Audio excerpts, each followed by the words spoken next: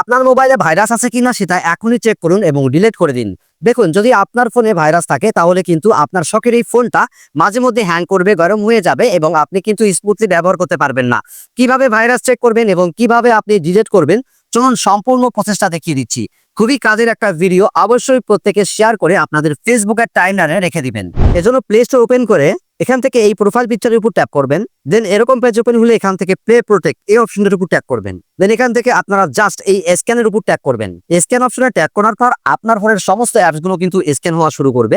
তো স্ক্যান করার পর যদি কোনো অ্যাপস এর মধ্যে ভাইরাস পাওয়া যায় বা কোনো অ্যাপস এর মাধ্যমে যদি আপনার ফোনে ভাইরাস ঢুকে, তাহলে সেটা কিন্তু এখান থেকে ডিটেক্ট করবে এবং খুব সহজে কিন্তু আপনি এখান থেকে সেই অ্যাপসটাকে আনইনস্টল করে দিতে পারবেন। আর যদি আপনার ফোনের ভিতর কোনো প্রকার ভাইরাস না থাকে বা ভাইরাসযুক্ত কোনো অ্যাপস না থাকে, তাহলে আপনার এখানে লেখা আসবে নো হার্মফুল অ্যাপস ফাউন্ড, অর্থাৎ আপনার এখানে কোনো ভাইরাসযুক্ত বা ভাইরাস আসতে পারে এমন কোনো অ্যাপস পাওয়া যায়নি। তো এভাবে কিন্তু প্রত্যেকেই মাসে একবার হলেও আপনার ফোনটাকে স্ক্যান করে নেবেন। এতে করে কিন্তু আপনার ফোনটা নিরাপদ থাকবে, ভাইরাস মুক্ত থাকবে।